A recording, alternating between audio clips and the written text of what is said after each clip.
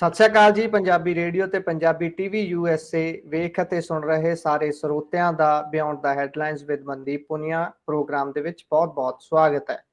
ਇਸ ਪ੍ਰੋਗਰਾਮ ਦੇ ਵਿੱਚ ਦੇਸ਼ ਭਰ ਨਾਲ ਜੁੜੀਆਂ ਹੋਈਆਂ ਬਹੁਤ ਸਾਰੀਆਂ ਖਬਰਾਂ ਹੁੰਦੀਆਂ ਨੇ ਤੇ ਉਹਨਾਂ ਖਬਰਾਂ ਤੇ ਚਾਨਣਾ ਪਾਉਣ ਦੇ ਲਈ ਸੀਨੀਅਰ ਪੱਤਰਕਾਰ ਮਨਦੀਪ ਪੁਨੀਆ ਜੀ ਦਾ ਸਾਥ ਹੁੰਦਾ ਹੈ। ਸੋ ਪੁਨੀਆ ਜੀ ਨੂੰ ਪ੍ਰੋਗਰਾਮ 'ਚ ਸ਼ਾਮਲ ਕਰਦੇ ਹਾਂ ਤੇ ਫਿਰ ਇੱਕ-ਇੱਕ ਕਰਕੇ ਸਾਰੀਆਂ ਖਬਰਾਂ ਦੀ ਤਹਿ ਤੱਕ ਜਾਣ ਦੀ ਕੋਸ਼ਿਸ਼ ਕਰਾਂਗੇ। ਪੁਨੀਆ ਜੀ ਬਹੁਤ-ਬਹੁਤ ਸਵਾਗਤ ਹੈ ਜੀ ਪ੍ਰੋਗਰਾਮ ਦੇ ਵਿੱਚ। ਜੀ ਸ਼ੁਕਰੀਆ। ਸਤਿ ਸ਼੍ਰੀ ਅਕਾਲ ਗੁਰਪ੍ਰੀਤ। ਸਤਿ ਸ਼੍ਰੀ ਅਕਾਲ ਜੀ। ਸੋ ਸਭ ਤੋਂ ਪਹਿਲੀ ਖਬਰ ਤੇ ਜੇਕਰ ਚੱਲੀਏ ਤਾਂ ਇਹ ਖਬਰ ਭੁਚਾਲ ਦੇ ਨਾਲ ਜੁੜੀ ਹੋਈ ਹੈ। ਮਿਆਂਮਾਰ ਦੇ ਵਿੱਚ ਭਾਰੀ ਝਟਕੇ ਮਹਿਸੂਸ ਕੀਤੇ ਗਏ ਨੇ ਜੀ। ਜਾਨੀ ਮਾਲੀ ਨੁਕਸਾਨ ਦੀ ਤਾਂ ਨਹੀਂ ਕੋਈ ਖਬਰ? ਪਾਇਓ ਚਾਨਣਾ। ਦੇਖੋ, ਇਹ ਜਿਹੜਾ ਭੁਚਾਲ ਆਇਆ ਜੀ, ਇਹ 5 ਮੁਲਕਾਂ 'ਚ ਆਪਾਂ ਨੂੰ ਦੇਖਣ ਨੂੰ ਮਿਲਿਆਗਾ। ਸਭ ਤੋਂ ਜ਼ਿਆਦਾ ਜਿਹੜੇ ਮਿਆਂਮਾਰ 'ਚ ਦੇਖਣ ਨੂੰ ਮਿਲਿਆ ਆਪਾਂ ਨੂੰ, ਤੇ ਉੱਥੇ ਜਿਹੜੀ ਉਹਦੀ ਗ੍ਰੈਵਿਟੀ ਉਹ ਸੀਗਾ, ਆਪਾਂ ਕਹੀਏ ਉਹਦਾ ਜਿਹੜਾ ਤੀਬਰਤਾ ਕੇਂਦਰ ਸੀਗੀ, ਹਾਂ, ਉੱਥੇ 7.7 ਉਹਦੀ ਤੀਬਰਤਾ ਦੱਸੀ ਗਈ ਹੈਗੀ ਆ। ਤੇ ਜੀ ਥਾਈਲੈਂਡ, ਬੰਗਲਾਦੇਸ਼ ਅਤੇ ਚੀਨ ਤੇ ਮਿਆਂਮਾਰ, ਇਹ 5 ਮੁਲਕ ਨੇ ਜੀ ਜਿੱਥੇ ਇਹ ਸਾਰਾ ਕੁਝ ਹੋਇਆਗਾ। ਮਿਆਂਮਾਰ 'ਚ 20 ਮੌਤਾਂ ਹੋਈਆਂ ਨੇ, 20 ਬੰਦਿਆਂ ਦੀ ਮੌਤਾਂ ਹੋਈਆਂ ਨੇ, 300 ਤੋਂ ਜ਼ਿਆਦਾ ਲੋਕ ਘਾਇਲ ਹੋਏ ਨੇ।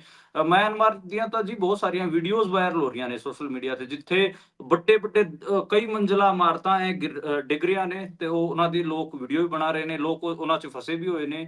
ਇਹ ਤਾਂ ਸਿਰਫ ਹਜੇ ਆਇਆਗਾ ਕਿ ਜੀ 20 ਲੋਕਾਂ ਦੀ ਮੌਤ। ਮੈਨੂੰ ਲੱਗਦਾ ਕਿ ਜ਼ਿਆਦਾ ਮੌਤਾਂ ਮਿਆਂਮਾਰ 'ਚ ਆਪਾਂ ਨੂੰ ਦੇਖਣ ਨੂੰ ਮਿਲਣਗੀਆਂ ਤੇ ਇਹ ਜਿਹੜੇ ਘਾਇਲਾਂ ਦੀ ਸੰਖਿਆ ਇਹ ਵੀ ਵਧੂਗੀ। ਥਾਈਲੈਂਡ ਦੇ ਵਿੱਚ 3 ਲੋਕਾਂ ਦੀ ਮੌਤ ਦੀ ਖਬਰ ਆ ਰਹੀ ਹੈ ਤੇ 80 ਲੋਕ ਹਜੇ ਇੱਕ ਬਿਲਡਿੰਗ 'ਚ ਫਸੇ ਹੋਏ ਨੇ। ਕੋਈ ਬਿਲਡਿੰਗ ਕੰਸਟਰਕਸ਼ਨ ਦਾ ਕੰਮ ਚੱਲ ਰਿਹਾ ਸੀ ਉੱਥੇ, ਇਹ ਸਾਰਾ ਘਟਨਾਕ੍ਰਮ ਵਾਪਰਿਆਗਾ। ਸਾਰੀ ਬਿਲਡਿੰਗ ਡਿੱਗੀ, ਜਿਸ ਕਰਕੇ 80 ਲੋਕ ਉੱਥੇ ਫਸੇ ਹੋਏ ਨੇ। ਇੰਡੀਆ ਦੇ ਵਿੱਚ ਜਾਂ ਫਿਰ ਚੀਨ ਦੇ ਵਿੱਚ ਏਦਾਂ ਲੋਕਾਂ ਦਾ ਕੁਝ ਆਪਾਂ ਨੂੰ ਨਹੀਂ ਮਤਲਬ ਦੇਖਣ ਨੂੰ ਮਿਲਿਆਗਾ ਕਿ ਇੱਥੇ ਕੋਈ ਏਦਾਂ ਦੀ ਖਬਰ ਨਹੀਂ ਆਈ ਜਿੱਥੇ ਲੋਕਾਂ ਦੀ ਮੌਤ ਹੋਣ ਦੀ ਖਬਰ ਹੋਵੇ ਜਾਂ ਇੰਜਰਡ ਹੋਣ ਦੀ ਖਬਰ ਹੋਵੇ। ਜਿਹੜੇ ਥਾਈਲੈਂਡ ਦੇ ਪ੍ਰਧਾਨ ਮੰਤਰੀ ਨੇ, ਉਹਨਾਂ ਨੇ ਉੱਥੇ ਐਮਰਜੈਂਸੀ ਘੋਸ਼ਿਤ ਕਰ ਰੱਖੀ ਹੈ ਜੀ। ਉਹਨਾਂ ਨੇ ਇਹ ਵੀ ਕਿਹਾ ਗਿਆ ਕਿ ਲੋਕਾਂ ਨੂੰ ਕਿ ਤੁਸੀਂ ਜਿਹੜੇ ਖੁੱਲੇ ਇਲਾਕੇ ਨੇ ਉਧਰ ਮੂਵ ਕਰ ਜਾਓ। ਇੱਕ ਵਾਰ ਵਾਸਤੇ ਆਪਣੇ ਜਿਹੜੇ ਘਰ ਤੇ ਆਫਿਸ ਜਿਹੜੇ ਜ਼ਿਆਦਾ ਮੰਜ਼ਿਲ ਵਾਲੇ ਨੇ ਉਹਨਾਂ ਨੂੰ ਛੱਡ ਦਿਓ। ਇਹ ਹੈਗਾ। ਬਾਕੀ ਜਿਹੜਾ ਅਮਰੀਕੀ ਜਿਓਲੋਜੀਕਲ ਸਰਵੇ ਉਹਦੇ ਮੁਤਾਬਕ ਜਿਹੜੀ ਇਹ ਸਾਰੀ ਜ਼ੋਨ ਹੈਗੀ ਆ, ਇਹ ਰੈੱਡ ਕੈਟਾਗਰੀ ਹੈਗੀ ਆ। ਇੱਥੇ ਸਭ ਤੋਂ ਜ਼ਿਆਦਾ ਕਿਤੇ ਨਾ ਕਿਤੇ ਸੰਭਾਵਨਾ ਹੈਗੀ ਆ ਅਗਲੇ ਕੁਝ ਸਾਲਾਂ 'ਚ ਬਚਾਅ ਲਾਉਣ ਦੀ। ਤੇ ਅਮਰੀਕੀ ਜਿਓਲੋਜੀਕਲ ਸਰਵੇ ਨੇ ਇਹ ਤੱਕਿਆ ਹੈਗਾ ਕਿ ਇੱਥੇ 10,000 ਤੋਂ ਲੈ ਕੇ 1 ਲੱਖ ਤੱਕ ਮੌਤਾਂ ਹੋ ਸਕਦੀਆਂ ਨੇ। ਮਿਆਂਮਾਰ ਇਹਦਾ ਕੇਂਦਰ ਹੈ ਜੀ। ਤੇ 5 ਮੁਲਕ ਬਾਂਗਲਾਦੇਸ਼, ਭਾਰਤ, ਚੀਨ, ਇੱਥੇ ਇਹਨਾਂ ਨੂੰ ਇਹ ਕਹਿ ਰਿਹਾ ਹੈਗਾ ਕਿ ਜਿਹੜਾ ਇਹ ਸਰਵੇ ਇਹ ਕਹਿ ਰਿਹਾ ਹੈਗਾ ਕਿ ਇੱਥੇ ਆਉਣ ਵਾਲੇ ਸਾਲਾਂ 'ਚ 34% ਯਾਨੀ ਸਭ ਤੋਂ ਪੂਰੀ ਧਰਤੀ ਤੇ ਸਭ ਤੋਂ ਜ਼ਿਆਦਾ ਇੱਥੇ ਭੂਚਾਲ ਆਉਣ ਦੀ ਇਹਨਾਂ ਨੇ ਇਹ ਗੱਲ ਕਹੀ ਹੈ। ਪਹਿਲਾਂ ਜਿਹੜਾ ਭੂਚਾਲ ਆਇਆ ਸੀ ਉਹਦੀ ਜਿਹੜੀ ਤੀਬਰਤਾ ਸੀਗੀ ਉਹ 6.4 ਸੀਗੀ। ਉਹ ਵੀ ਖਾਸਾ ਸੀਗਾ। ਉਹ ਵੀ ਇਹਨਾਂ 5 ਮੁਲਕਾਂ 'ਚ ਹੀ ਆਪਾਂ ਨੂੰ ਦੇਖਣ ਨੂੰ ਮਿਲਿਆ ਸੀ। ਇੱਕ ਵਾਰ ਬੰਗਲਾਦੇਸ਼ ਦੇ ਢਾਕਾ ਚਟਗਾਉਂ ਦੇ ਵਿੱਚ ਆਇਆ ਸੀਗਾ, ਉੱਥੇ 7.3 ਸੀਗੀ। ਤੇ ਫਿਰ ਬਾਅਦ ਇਹ ਆਪਾਂ ਨੂੰ ਇੱਥੇ ਦੇਖਣ ਨੂੰ ਮਿਲ ਰਿਹਾ ਹੈਗਾ। ਮਿਆਂਮਾਰ ਦੇ ਵਿੱਚ ਜਿਹੜੀ ਇਰਾਵਾੜੀ ਨਦੀ ਸੀਗੀ, ਉਹਦੇ ਤੇ ਖਾਸਾ ਵੱਡਾ ਪੁਲ ਸੀਗਾ ਜੀ, ਉਹ ਵੀ ਟੁੱਟ ਗਿਆ ਹੈਗਾ। ਬਾਕੀ ਜਿਹੜੇ ਬਹੁ ਮੰਜ਼ਿਲਾ ਇਮਾਰਤਾਂ ਨੇ ਉਹਨਾਂ ਦੀ ਗਿਣਤੀ ਤਾਂ ਹੈ ਹੀ ਹੈ। ਇਹ ਮੋਟੀ ਅਪਡੇਟ ਹੈ ਜੀ ਇਸ ਭੂਚਾਲ ਬਾਰੇ। ਜੀ। ਸੋ ਕੁਦਰਤ ਲਗਾਤਾਰ ਆਪਣਾ ਕਹਿਰ ਬਰਸਾ ਰਹੀ ਹੈ, ਪਰ ਅਸੀਂ ਵੀ ਕੁਦਰਤ ਤੇ ਕੋਈ ਰਹਿਮ ਨਹੀਂ ਕਰਦੇ। ਅਸੀਂ ਵੀ ਆਪਣਾ ਜੀਣ ਦੀ ਜਾਂਚ ਭੁੱਲ ਚੁੱਕੇ ਹਾਂ ਤੇ ਹਰੇਕ ਉਹ ਕੰਮ ਕਰਦੇ ਹਾਂ ਜਿਸ ਦੇ ਨਾਲ ਕੁਦਰਤ ਨੂੰ ਅਸੀਂ ਹਾਰਮ ਕਰ ਸਕੀਏ, ਉਸਨੂੰ ਅਸੀਂ ਨਸ਼ਟ ਕਰ ਸਕੀਏ। ਸੋ ਅਗਲੀ ਖਬਰ ਵੀ ਤਕਰੀਬਨ ਕੁਦਰਤ ਦੇ ਨਾਲ ਹੀ ਜੁੜੀ ਹੋਈ ਹੈ। 2025 ਕਹਿੰਦੇ ਨੇ ਕਿ ਸਭ ਤੋਂ ਗਰਮ ਸਾਲ ਰਹਿਣ ਵਾਲਾ ਹੈ ਜੀ। ਇਸ ਗੱਲ ਤੇ ਜ਼ਰਾ ਪਾਇਓ ਚਾਨਣਾ। ਹਾਂਜੀ, ਇਸ ਵਾਰ ਆਪਾਂ ਨੂੰ ਗਰਮੀ ਜ਼ਿਆਦਾ ਦੇਖਣ ਨੂੰ ਮਿਲੂਗੀ। ਆਪਾਂ ਹਜੇ ਅਪ੍ਰੈਲ ਮਹੀਨਾ ਆਇਆ ਵੀ ਨਹੀਂ ਹੈ, ਉਸ ਤੋਂ ਪਹਿਲਾਂ ਹੀ ਆਪਾਂ ਨੂੰ 40 ਡਿਗਰੀ ਟੈਂਪਰੇਚਰ ਬਹੁਤ ਸਾਰੀ ਥਾਵਾਂ ਤੇ ਦੇਖਣ ਨੂੰ ਮਿਲ ਗਿਆ ਜੀ। ਹਰਿਆਣੇ ਦਾ ਜਿਹੜਾ ਇਲਾਕਾ ਹੈਗਾ, ਸਾਰਾ ਵਾਲਾ, ਸਰਸੇ ਵਾਲਾ, ਬਠਿੰਡੇ ਵਾਲਾ ਪੰਜਾਬ ਦਾ ਇਲਾਕਾ ਹੈਗਾ, ਉੱਥੇ ਬਹੁਤ ਜ਼ਿਆਦਾ ਟੈਂਪਰੇਚਰ ਆਪਾਂ ਨੂੰ ਦਿਨ 'ਚ ਦੇਖਣ ਨੂੰ ਮਿਲ ਰਿਹਾ ਹੈਗਾ। ਜਦ ਕਿ ਆਪਾਂ ਨੂੰ ਪਤਾ ਕਿ ਅਪ੍ਰੈਲ ਦੇ ਲਾਸਟ ਵੀਕ 'ਚ ਜਾ ਕੇ ਕਿਤੇ 40 ਡਿਗਰੀ ਵਾਲਾ ਟੈਂਪਰੇਚਰ ਆਉਂਦਾ ਹੁੰਦਾ ਸੀਗਾ, ਤੇ ਇਹ ਮਾਰਚ ਦੇ ਲਾਸਟ ਵੀਕ 'ਚ ਆ ਰਿਹਾ, ਯਾਨੀ ਕਿ 1 ਮਹੀਨਾ ਪਹਿਲਾਂ ਹੀ ਗਰਮੀ ਪੈ ਰਹੀ ਹੈ ਜੀ। ਇਸ ਵਾਰ ਆਪਾਂ ਨੂੰ ਪਤਾ ਠੰਡ ਵੀ ਉਨੀ ਨਹੀਂ ਪਈ ਤੇ ਫਰਵਰੀ ਦੇ ਲਾਸਟ ਮਹੀਨੇ 'ਚ ਹੀ ਕਿਤੇ ਨਾ ਕਿਤੇ ਆਪਾਂ ਨੂੰ ਗਰਮੀ ਦੇਖਣ ਨੂੰ ਮਿਲ ਗਈ ਸੀਗੀ। ਦਿਨ ਗਰਮ ਹੋਣ ਲੱਗ ਪਏ ਸੀ। ਉਹਦਾ ਅਸਰ ਕਣਕ ਕਣਕ ਦੀ ਫਸਲ ਤੇ ਪਊਗਾ ਜੀ। ਠੀਕ ਹੈ ਕਿ ਹੀਟ ਵੇਵ ਵਧਣਗੀਆਂ, ਇਸ ਵਾਰ ਹੀਟ ਵੇਵ ਜ਼ਿਆਦਾ ਚੱਲਣਗੀਆਂ, ਉਹ ਗੱਲ ਠੀਕ ਹੈ। ਜੇ ਆਪਾਂ ਸਿੱਧਾ ਮਾਲੀ ਨੁਕਸਾਨ ਦੇਖਣਾ ਹੋਵੇ ਤੇ ਉਹ ਕਿਸਾਨਾਂ ਤੇ ਪਊਗਾ ਜੀ ਇਹਦਾ। ਕਣਕਾਂ ਦਾ ਜਿਹੜਾ ਕਣਕ ਦੇ ਦਾਣੇ ਦਾ ਜਿਹੜਾ ਇਸ ਵਾਰ ਵੇਟ ਰਹਿਣ ਵਾਲਾ ਉਹ ਥੋੜਾ ਜਿਹਾ ਘਟੂਗਾ, ਯਾਨੀ ਕਿ ਜੇ ਕਿਸੇ ਦੇ ਖੇਤ ਚੋਂ 60-65 ਮਣ ਦਾਣਾ ਨਿਕਲ ਰਿਹਾ ਸੀਗਾ ਜੀ, ਇਸ ਵਾਰ ਉਹ 3-4 ਮਣ ਘੱਟ ਨਿਕਲੂਗਾ। ਉਹਦਾ ਰੀਜਨ ਇੱਕੋ ਹੀ ਹੈ ਕਿ ਫਰਵਰੀ ਦੇ ਲਾਸਟ ਵੀਕ ਤੋਂ ਹੀ ਗਰਮੀ ਪੈਣੀ ਸ਼ੁਰੂ ਹੋ ਗਈ ਸੀਗੀ। ਆਪਾਂ ਨੂੰ ਪਤਾ ਹੈ ਕਿ ਕਣਕ ਵਾਸਤੇ ਸਰਦੀ ਦੀ ਲੋੜ ਹੁੰਦੀ ਹੈ, ਜਦੋਂ ਤੱਕ ਉਹ ਦਾਣਾ ਪੱਕ ਨਹੀਂ ਜਾਂਦਾ। ਕਣਕ ਏਦਾਂ ਦੀ ਫਸਲ ਹੈ, ਉਹਨੂੰ ਜਿਹੜੀ ਗਰਮੀ ਹੈਗੀ ਆ ਉਹ ਮਾਰਚ ਦੇ ਲਾਸਟ ਵੀਕ ਤੋਂ ਚਾਹੀਦੀ ਹੁੰਦੀ ਹੈ, ਤਾਂ ਕਿ ਉਹ ਆਪਣੇ ਦਾਣੇ ਨੂੰ ਗੋਲਡਨ ਕਰ ਸਕੇ, ਯਾਨੀ ਕਿ ਪਕਾ ਸਕੇ। ਉਸ ਤੋਂ ਪਹਿਲਾਂ ਉਹਨੂੰ ਜੀ ਕਿਤੇ ਨਾ ਕਿਤੇ ਠੰਡ ਦੀ ਲੋੜ ਹੁੰਦੀ ਹੈ। ਪਰ ਆਪਾਂ ਨੂੰ ਪਤਾ ਕਿ ਇਸ ਵਾਰ ਜਿਹੜੀ ਗਰਮੀ ਹੈਗੀ ਆ, ਇਹ ਜਿਵੇਂ ਸਾਲ 2022 ਚ ਹੋਇਆ ਸੀਗਾ, ਯਾਦ ਹੈ ਜੀ ਤੁਹਾਨੂੰ? 2021-22 ਵਾਲਾ ਜਿਹੜਾ ਸਾਲ ਸੀ, ਉਦੋਂ ਵੀ ਇਹੀ ਮਾਮਲਾ ਸੀਗਾ, ਤੇ ਉਸ ਟਾਈਮ 10 ਤੋਂ ਲੈ ਕੇ 15% ਪੰਜਾਬ ਚ ਝਾੜ ਘਟਿਆ ਸੀਗਾ ਜੀ। ਬਹੁਤ ਉਸ ਝਾੜ ਟਾਈਮ ਘਟਿਆ ਸੀ ਜੀ ਜੀ। ਹਾਂ ਜੀ, 2022 ਚ ਵੀ ਇਹੀ ਹੋਇਆ ਸੀਗਾ ਕਿ ਫਰਵਰੀ ਮਹੀਨੇ ਚ ਹੀ ਗਰਮੀ ਪੈ ਗਈ ਸੀਗੀ। ਤੇ ਇਸ ਵਾਰ ਇਹ ਕਿਹਾ ਜਾ ਰਿਹਾ ਹੈਗਾ ਕਿ ਜਿਵੇਂ ਆਮ ਤੌਰ ਤੇ ਜਿਹੜੇ ਹੀਟ ਵੇਵ ਦੇ ਦਿਨ ਹੁੰਦੇ ਨੇ 5-6 ਹੁੰਦੇ ਨੇ, ਜੂਨ ਮਹੀਨੇ ਦੇ ਵਿੱਚ ਆਉਂਦੇ ਨੇ, ਪਰ ਇਸ ਵਾਰ 10 ਤੋਂ 12 ਦਿਨ ਏਦਾਂ ਦੇ ਰਹਿ ਸਕਦੇ ਨੇ ਕਿ ਜਿਹੜੇ ਖਾਸੇ ਗਰਮ ਰਹਿਣਗੇ। ਹਾਲਾਂਕਿ ਜੇ ਆਪਾਂ ਗੱਲ ਕਰ ਲਈਏ ਰਾਜਸਥਾਨ ਜਾਂ ਫਿਰ ਹੋਰ ਸੂਬੇ ਜਿੱਥੇ ਜ਼ਿਆਦਾ ਗਰਮੀ ਪੈਂਦੀ ਹੈ, ਉੱਥੇ ਤਾਂ 45 ਦਿਨ ਯਾਨੀ ਕਿ 1.5 ਮਹੀਨਾ ਚੱਲੂਗਾ ਇਹ ਸਾਰਾ ਜੀ। ਪਹਿਲਾਂ 1 ਮਹੀਨਾ ਆਪਾਂ ਨੂੰ ਪਤਾ ਹੈ ਕਿ ਜਦੋਂ ਹੀਟ ਵੇਵ ਸਟਾਰਟ ਹੁੰਦੀ ਸੀਗੀ, ਸਕੂਲਾਂ ਦੀਆਂ ਛੁੱਟੀਆਂ ਹੋ ਜਾਂਦੀਆਂ ਸੀਗੀਆਂ, ਜੂਨ ਮਹੀਨਾ ਮੰਨਿਆ ਜਾਂਦਾ ਸੀ। ਪਰ ਇਸ ਬਾਰੇ ਕਿਹਾ ਜਾ ਰਿਹਾ ਹੈਗਾ ਕਿ ਮਈ ਮਹੀਨੇ ਤੋਂ ਹੀ ਆਪਾਂ ਨੂੰ ਹੀਟ ਵੇਵ ਦੇਖਣ ਨੂੰ ਮਿਲ ਜੂਗੀ।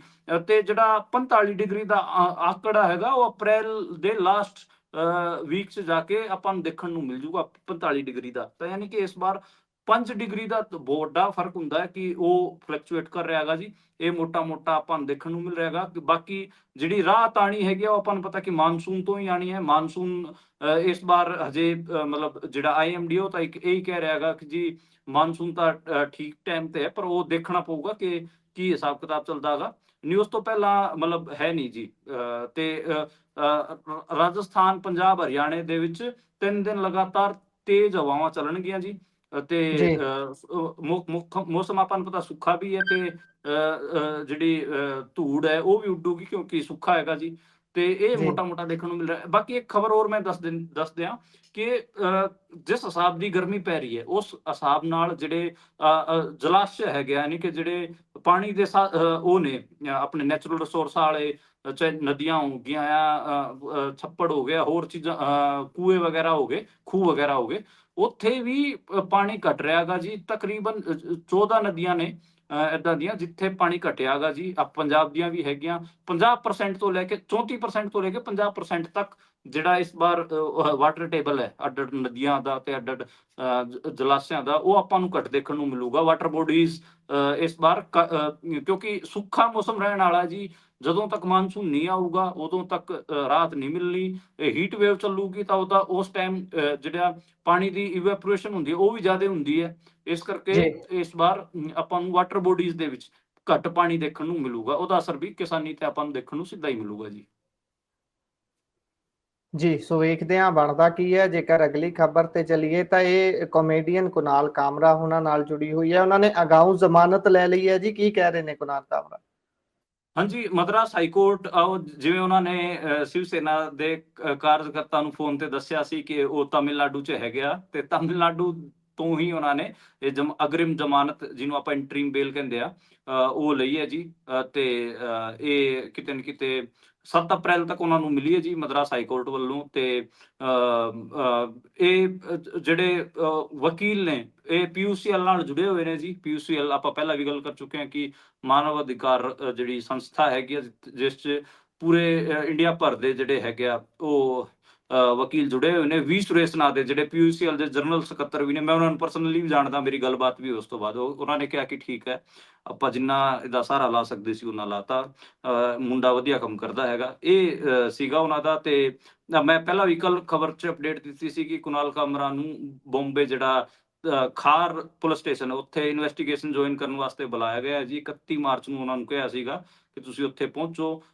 3 ਨੋਟਿਸ ਉਹਨਾਂ ਨੂੰ ਆ ਚੁੱਕੇ ਨੇ। ਨਿਰਮਲਾ ਸੀਤਾਰਮਣ ਵਾਲੇ ਤੇ ਵੀ ਆ ਗਿਆ, ਏਕਨਾਥ ਸ਼ਿੰਦੇ ਵਾਲੇ ਤੇ ਵੀ ਆ ਗਿਆ, ਤੇ ਉਹ ਜਿਹੜਾ ਹੋਰ ਇਨਵੈਸਟੀਗੇਸ਼ਨ ਜੁਆਇਨ ਕਰਨ ਵਾਸਤੇ ਹੈਗਾ ਉਹਦੇ ਤੇ ਵੀ ਆ ਗਿਆ ਜੀ। ਇਹ ਮੋਟਾ ਹੈਗਾ। ਬਾਕੀ ਤਾਂ ਲਗਾਤਾਰ ਉਹਨਾਂ ਨੂੰ ਧਮਕੀ ਭਰੇ ਫੋਨ ਤਾਂ ਆ ਹੀ ਰਹੇ ਨੇ, ਪਰ ਉਹ ਖੜੇ ਜੀ ਨੇ, ਉਹਨਾਂ ਨੇ ਕਿਹਾ ਕਿ ਮੈਂ ਮਾਫੀ ਵਗੈਰਾ ਨਹੀਂ ਮੰਗਾਂਗਾ। ਜੀ, ਤੇ ਇਹ ਇਸ ਤੋਂ ਅਗਲੀ ਖਬਰ ਤੇ ਜੇਕਰ ਚਲੀਏ ਤਾਂ ਇਹ ਸੁਪਰੀਮ ਕੋਰਟ ਇੱਕ ਖੂਨ ਦੇ ਪਿਆਸੇ ਕਵਿਤਾ ਤੇ ਕੁਝ ਬੋਲੀ ਹੈ। ਕਿਹਦੀ ਕਵਿਤਾ ਹੈ ਜੀ? ਇਹ ਮਾਜਰਾ ਕੀ ਹੈ? ਹਾਂ, ਇਹ ਇਮਰਾਨ ਪ੍ਰਤਾਪਗੜ੍ਹੀ ਦੀ ਕਵਿਤਾ ਹੈ ਜੀ। ਇਹਦੇ ਤੇ ਗੁਜਰਾਤ ਦੇ ਵਿੱਚ FIR ਦਰਜ ਕੀਤੀ ਗਈ ਸੀਗੀ। ਇਹ ਖੂਨ ਕੇ ਪਿਆਸੇ ਬਾਤ ਸੁਣੋ, ਇਹ ਕਵਿਤਾ ਸੀਗੀ, ਤੇ ਇਮਰਾਨ ਪ੍ਰਤਾਪਗੜ੍ਹੀ ਨੇ ਇਹਨੂੰ ਸੁਣਾਇਆ ਸੀਗਾ ਜੀ। ਉਹਨਾਂ ਦੀ ਕਵਿਤਾ ਸੀਗੀ, ਤੇ ਗੁਜਰਾਤ 'ਚ ਇਹਦੇ ਖਿਲਾਫ FIR ਦਰਜ ਕਰਵਾਉਂਦਿਆਂ ਇਹ ਕਿਹਾ ਗਿਆ ਸੀਗਾ ਕਿ ਇਹਨਾਂ ਨੂੰ ਗ੍ਰਿਫਤਾਰ ਕਰੋ, ਇਹਦੇ ਕਰਕੇ ਸਮਾਜ 'ਚ ਦੰਗਾ ਭੜਕ ਸਕਦਾ ਹੈਗਾ। ਫਿਰ ਇਹਨੂੰ ਇਮਰਾਨ ਪ੍ਰਤਾਪਗੜ੍ਹੀ ਹੋਰਾਂ ਨੇ ਸੁਪਰੀਮ ਕੋਰਟ 'ਚ ਚੈਲੰਜ ਕਰਤਾ ਸੀ, ਤੇ ਸੁਪਰੀਮ ਕੋਰਟ ਨੇ ਕਿਹਾ ਕਿ ਇਸ ਕਵਿਤਾ 'ਚ ਤਾਂ ਕੋਈ ਏਦਾਂ ਦਾ ਹੈ ਨਹੀਂ ਕਿ ਜਿਸ ਕਰਕੇ ਦੰਗਾ ਵਗੈਰਾ ਭੜਕ ਜਾਵੇ। ਤੇ ਉਹਨਾਂ ਨੇ ਇਹ ਵੀ, ਸੁਪਰੀਮ ਕੋਰਟ ਨੇ ਅੱਜ ਕਮੈਂਟ ਕੀਤਾ ਹੈ, ਕਵਿਤਾ, ਨਾਟਕ, ਫਿਲਮ, ਵਿਅੰਗ, ਕਲਾ, ਸਾਹਿਤ ਮਨੁੱਖ ਤੇ ਜੀਵਨ ਦਾ ਨੂੰ ਅਧਿਕ ਜ਼ਿਆਦਾ ਤੋਂ ਜ਼ਿਆਦਾ ਸਾਰਥਕ ਬਣਾਉਂਦਾ ਹੈਗਾ, ਤੇ ਪੁਲਿਸ ਅਤੇ ਲੋਕਾਂ ਨੂੰ ਰਿਕੁਐਸਟ ਹੈ ਕਿ ਉਹਨਾਂ ਦੇ ਬੁਨਿਆਦੀ ਅਧਿਕਾਰਾਂ ਦੀ ਰੱਖਿਆ ਕਰਨ, ਇਹ ਨਾ ਕਿ ਉਹਨਾਂ ਨੂੰ ਕੁਚਲਣ ਤੇ ਆ ਜਾਣ। ਇਹ ਅੱਜ ਸੁਪਰੀਮ ਕੋਰਟ ਵੱਲੋਂ ਕਿਹਾ ਗਿਆ ਹੈਗਾ ਜੀ। ਤੇ ਇਹ 46 ਸਕਿੰਟ ਦੀ ਵੀਡੀਓ ਸੀਗੀ ਉਹਨਾਂ ਦੀ, ਜਿਸ 'ਚ ਉਹਨਾਂ ਨੇ ਆਪਣੀ ਇਹ ਕਵਿਤਾ ਕਹੀ ਸੀਗੀ। ਇਹ ਕਵਿਤਾ ਲਗਾਤਾਰ ਉਹ ਕਈ ਵਾਰ ਕਹਿੰਦੇ ਹੁੰਦੇ ਨਜ਼ਰ ਆਉਂਦੇ ਨੇ, ਤੇ ਜਦੋਂ ਇਹ ਕਵਿਤਾ ਕਹਿੰਦੇ ਨੇ, ਉਹ ਉਹਨਾਂ ਦੇ ਹੱਥ 'ਚ ਫੂਲ ਹੁੰਦਾ ਹੈ, ਜਿਹੜਾ ਫਲਾਵਰ ਹੁੰਦਾ, ਤੇ ਹੁਣ ਦੇਖਦੇ ਹਾਂ ਬਾਕੀ ਅੱਗੇ ਕੀ ਬਣਦਾ ਗਾ। ਪਰ ਸੁਪਰੀਮ ਕੋਰਟ ਨੇ ਇੱਕ ਵਾਰ ਤਾਂ ਜਿਹੜੇ ਸ਼ਾਇਰ ਹੈਗੇ, ਸ਼ਾਇਰ ਉਰਦੂ ਸ਼ਾਇਰ ਨੇ ਬੇਸਿਕਲੀ ਇਮਰਾਨ ਪ੍ਰਤਾਪਗੜ੍ਹੀ, ਲੇਕਿਨ ਪਾਪੂਲਰ ਬੇਸਿਕਲੀ ਉਹ ਹਿੰਦੀ ਦੀ ਕਵਿਤਾਵਾਂ ਵੀ ਕਹਿ ਦਿੰਦੇ ਨੇ, ਤੇ ਪਾਪੂਲਰਲੀ ਅੱਜ ਕੱਲ ਤਾਂ ਹਾਲਾਂਕਿ ਕਾਂਗਰਸ 'ਚ ਆ ਗਏ, ਉਹ ਰਾਜ ਸਭਾ ਸਾਂਸਦ ਵੀ ਨੇ ਕਾਂਗਰਸ ਦੇ, ਪਰ ਖਾਸੇ ਪਾਪੂਲਰ ਨੇ ਜੀ। ਜਿਹੜੇ ਹਿੰਦੀ ਬੈਲਟ ਹੋ ਗਈ, ਜਾਂ ਫਿਰ ਉੱਤਰ ਪ੍ਰਦੇਸ਼, ਬਿਹਾਰ, ਮੱਧ ਪ੍ਰਦੇਸ਼, ਇਹ ਜਿਹੜਾ ਸੈਂਟਰਲ ਇੰਡੀਆ ਵਾਲਾ ਇਲਾਕਾ, ਉਹਦੇ 'ਚ ਇਮਰਾਨ ਪ੍ਰਤਾਪਗੜ੍ਹੀ ਦਾ ਵੱਡਾ ਨਾਂ ਹੈ ਜੀ। ਜੀ, ਸੋ ਅੱਗੇ ਗੱਲ ਮਮਤਾ ਬੈਨਰਜੀ ਉਹਨਾਂ ਦੀ ਕਰ ਲਈਏ। ਉਹ ਆਕਸਫੋਰਡ ਯੂਨੀਵਰਸਿਟੀ ਦੇ ਵਿੱਚ ਗਏ ਹੋਏ ਸੀ, ਉੱਥੇ ਉਹਨਾਂ ਦਾ ਖਾਸਾ ਵਿਰੋਧ ਹੋਇਆ ਹੈ, ਤੇ ਇੱਕ ਹੋਰ ਵੀ ਉਹਨਾਂ ਦੀ ਖਾਸੀ ਮੈਂ ਦੇਖ ਰਿਹਾ ਸੀ ਕਿ ਖਬਰ ਵਾਇਰਲ ਹੋ ਰਹੀ ਹੈ, ਜਿੱਥੇ ਉਹ ਇੱਕ ਸਭ ਤੋਂ ਵੱਡੀ ਇਕੋਨਮੀ ਵੱਲ ਬਣਨ ਵੱਲ ਵੱਧ ਰਹੇ ਭਾਰਤ ਦੀ ਗੱਲ ਤੇ ਕਹਿੰਦੇ ਨੇ ਕਿ ਮੈਂ ਇਹਨੂੰ ਡੈਫਰ ਕਰਦੀ ਹਾਂ, ਮੈਂ ਇਹਨਾਂ ਇਸ ਨੂੰ ਨਹੀਂ ਮੰਨਦੀ। ਪਾਇਓ ਜੀ ਚਾਨਣਾ ਜਰਾ, ਕੀ ਹੋਇਆ ਉੱਥੇ ਕੋਲ? ਹਾਂਜੀ, ਜਿਹੜੇ ਪੱਛਮ ਬੰਗਾਲ ਦੇ ਮੁੱਖ ਮੰਤਰੀ ਨੇ ਮਮਤਾ ਬੈਨਰਜੀ, ਉਹ ਆਕਸਫੋਰਡ ਦੇ ਕੈਲੌਗ ਕਾਲਜ 'ਚ ਗਏ ਹੋਏ ਸੀਗੇ। ਤਾਂ ਕੈਲੌਗ ਕਾਲਜ 'ਚ ਉਹਨਾਂ ਦਾ ਭਾਸ਼ਣ ਹੋਣਾ ਸੀਗਾ ਜੀ। ਉੱਥੇ ਜਿਹੜੇ ਸਟੂਡੈਂਟ ਸੀਗੇ ਇੰਡੀਅਨ, ਖਾਸ ਕਰ ਰਾਈਟ ਵਿੰਗਰ ਅਤੇ ਲੈਫਟ ਵਾਲੇ, ਲੈਫਟ SFI ਬੇਸਿਕਲੀ ਕਿਹਾ ਜਾ ਰਿਹਾ ਹੈਗਾ ਜੀ, CPM ਦੀ ਸਟੂਡੈਂਟ ਫੈਡਰੇਸ਼ਨ ਦੇ ਬੰਦੇ ਹੁੰਦੇ ਆ ਉਹਦੇ 'ਚ ਜ਼ਿਆਦਾ। ਉਹਨਾਂ ਨੇ SFI UK ਵਾਲਿਆਂ ਨੇ ਇਹਦਾ ਵਿਰੋਧ ਕੀਤਾ, ਤੇ ਬਾਕੀ ਜਿਹੜੇ BJP ਵਾਲੇ ਨੇ। ਇੱਕ ਡਾਕਟਰ ਦਾ ਰੇਪ ਹੋਇਆ ਸੀਗਾ ਜੀ ਕਲਕੱਤਾ ਦੇ ਵਿੱਚ, RG ਕਰਕੇ, ਤੇ ਉਸ ਤੋਂ ਬਾਅਦ ਹੀ ਸਾਰਾ ਇਹ ਮਾਮਲਾ ਭੜਕਿਆ ਸੀਗਾ। ਤੇ ਉਹਨਾਂ ਨੇ ਕਿਹਾ ਕਿ ਇਸ ਮੁੱਦੇ ਤੇ ਆਪਾਂ ਨੂੰ ਉਹ ਕਰਨ ਦੀ ਲੋੜ ਨਹੀਂ ਹੈ, ਮਤਲਬ ਇਹਨੂੰ ਰਾਜਨੀਤੀਕਰਨ ਦੀ ਲੋੜ ਨਹੀਂ ਹੈ, ਇਹ ਗੱਲ ਉਹਨਾਂ ਨੇ ਕਹੀ ਹੈ। ਬਾਕੀ ਉਹਨਾਂ ਦੇ ਸਪੀਚ ਦੀਆਂ 3 ਵੱਡੀਆਂ ਚੀਜ਼ਾਂ ਸੀਗੀਆਂ। ਇੱਕ ਤਾਂ ਉਹਨਾਂ ਨੇ, ਤੁਸੀਂ ਕਹਿ ਹੀ ਰਹੇ ਹੋ ਕਿ ਉਹਨਾਂ ਨੇ ਡਿਫਰ ਕੀਤਾ ਕਿ ਇੰਡੀਆ ਸਭ ਤੋਂ ਵੱਡੀ ਅਰਥ ਵਿਵਸਥਾ ਬਣਨ ਜਾ ਰਿਹਾ ਹੈਗਾ ਜੀ, ਸਭ ਤੋਂ ਵੱਡੀ ਇਕੋਨਮੀ ਬਣਨ ਜਾ ਰਿਹਾ ਹੈਗਾ। ਉਹਨਾਂ ਨੇ ਕਿਹਾ ਕਿ ਏਦਾਂ ਇਹ ਸੰਭਵ ਨਹੀਂ ਹੋ ਸਕਦਾ, ਤੇ ਉਹਨਾਂ ਨੇ ਕਿਹਾ ਕਿ ਇਹ ਸਹੀ ਗੱਲ ਨਹੀਂ ਹੈ। ਦੂਜਾ, ਉਹਨਾਂ ਨੇ ਇਹ ਗੱਲ ਕਹੀ ਕਿ ਜਿਹੜਾ ਮਤਲਬ ਵਿਭਾਜਨ ਕਰਨਾ ਹੈ ਉਹ ਬਹੁਤ ਆਸਾਨ ਹੈ, ਤੇ BJP ਉਹੀ ਕਰ ਰਹੀ ਹੈ ਲਗਾਤਾਰ। ਉਹਦੇ 'ਚ ਉਹ ਸਮਾਜ ਨੂੰ ਅੱਡ-ਅੱਡ ਵਰਗਾਂ ਦੇ ਵਿੱਚ ਡਿਵਾਈਡ ਕਰਕੇ ਆਪਣੀ ਪੋਲਿਟਿਕਸ ਪਲੇ ਕਰ ਰਹੀ ਹੈ। ਤੇ ਇਹੀ ਸੀਗਾ ਮੋਟਾ-ਮੋਟਾ। ਬਾਕੀ ਉਹਨਾਂ ਨੇ ਆਪਣੇ ਆਪ ਨੂੰ, ਮਤਲਬ TMC ਵਾਲਿਆਂ ਨੇ ਉਹਨਾਂ ਦੀ ਇਹ ਸਾਰੀ ਵੀਡੀਓ ਨੂੰ ਸ਼ੇਅਰ ਕਰਕੇ ਇਹ ਵੀ ਕਿਹਾ ਕਿ ਰਾਇਲ ਬੰਗਾਲ ਟਾਈਗਰ ਦੱਸਿਆ ਉਹਨਾਂ ਨੂੰ, ਤੇ ਕਿਹਾ ਕਿ ਮਮਤਾ ਦੀਦੀ ਕਦੇ ਵੀ ਨਹੀਂ ਘਬਰਾਉਂਦੇ। ਇਹ ਮੋਟਾ-ਮੋਟਾ ਸੀਗਾ। ਬਾਕੀ ਤਾਂ ਮਮਤਾ ਬੈਨਰਜੀ ਨੂੰ ਹੁਣ IT ਸੈੱਲ ਵਾਲੇ, BJP IT ਸੈੱਲ ਵਾਲੇ ਉਸ ਗੱਲ ਤੇ ਬਹੁਤ ਸਾਰਾ ਟ੍ਰੋਲ ਕਰ ਰਹੇ ਨੇ, ਜਿੱਥੇ ਉਹਨਾਂ ਨੇ ਕਿਹਾ ਸੀਗਾ ਕਿ 2060 ਤੱਕ ਵੀ ਜਿਹੜਾ ਇੰਡੀਆ ਉਹ ਸਭ ਤੋਂ ਵੱਡੀ ਇਕੋਨਮੀ ਨਹੀਂ ਬਣ ਸਕਦਾ, ਤੇ ਉਹਨੂੰ ਲੈ ਕੇ ਟ੍ਰੋਲ ਕਰ ਰਹੇ ਨੇ। ਦੇਖੋ ਜੀ, ਦੂਜੇ ਮੁਲਕਾਂ 'ਚ ਜਾ ਕੇ ਮਮਤਾ ਬੈਨਰਜੀ ਸਾਨੂੰ ਬਦਨਾਮ ਕਰ ਰਹੇ ਨੇ, ਆਪਣੇ ਤੇ ਯਕੀਨ ਨਹੀਂ ਰੱਖ ਰਹੇ, ਇਸ ਕਿਸਮ ਦੀਆਂ ਗੱਲਾਂ ਉਹ ਫੈਲਾ ਰਹੇ ਨੇ, ਪਰ ਉਹਦੇ ਨਾਲ ਕੋਈ ਫਰਕ ਪੈਂਦਾ ਨਹੀਂ ਏਦਾਂ IT ਸੈੱਲ ਵਾਲਿਆਂ ਦੇ। ਜੀ, ਰਮਜ਼ਾਨ ਦੇ ਦਿਨ ਚੱਲ ਰਹੇ ਸੀ, ਤੇ ਇਹਨਾਂ ਦਿਨਾਂ ਦੇ ਵਿੱਚ ਰੋਜ਼ੇ ਵੀ ਰੱਖੇ ਜਾਂਦੇ ਨੇ ਮੁਸਲਮਾਨ ਵੀਰਾਂ ਦੇ ਵੱਲੋਂ, ਤੇ ਲਗਾਤਾਰ UP ਬਿਹਾਰ ਦੇ ਵੱਲੋਂ ਉਹਨਾਂ ਤੇ ਤੇਜ਼ ਹਮਲੇ ਵੀ ਕੀਤੇ ਜਾਂਦੇ ਰਹੇ। ਕਦੀ ਕਹਿੰਦੇ ਛੱਤ ਤੇ ਨਮਾਜ਼ ਨਹੀਂ ਪੜ੍ਹਨੀ, ਕਦੀ ਸੜਕ ਤੇ ਨਹੀਂ ਪੜ੍ਹਨੀ, ਕਦੀ ਤਰਪਾਲਾਂ ਪਾ ਕੇ ਉਹਨਾਂ ਦੀਆਂ ਮਸਜਿਦਾਂ ਨੂੰ ਢੱਕ ਦਿੱਤਾ ਜਾਂਦਾ ਹੈ। ਤੇ ਹੁਣ ਜਿਹੜੀ ਗੱਲ ਅੱਗੇ ਆਈ ਹੈ, ਉਹ ਮੁਸਲਿਮ ਲਾਅ ਬੋਰਡ ਬੋਲਿਆ ਕਿ ਕਾਲੀਆਂ ਪੱਟੀਆਂ ਬੰਨ੍ਹ ਕੇ ਤੁਸੀਂ ਨਮਾਜ਼ ਪੜ੍ਹਨ ਜਾਓ। ਇਸ ਖਬਰ ਤੇ ਜ਼ਰਾ ਚਾਨਣਾ ਪਾਇਓ ਜੀ, ਕੱਲ ਨੂੰ ਕੀ ਹੋ ਸਕਦਾ ਹੈ, ਕਿਉਂਕਿ ਕੱਲ ਨੂੰ ਆਖਰੀ ਦਿਨ ਹੈ ਸ਼ਾਇਦ। ਅੱਜ ਹੀ ਹੈ ਜੀ ਆਖਰੀ ਜੁਮਾ ਬੇਸਿਕਲੀ। ਠੀਕ ਹੈ ਹਾਂ, ਜੀ। ਬਾਕੀ ਕੱਲ ਵੀ ਹੈਗਾ।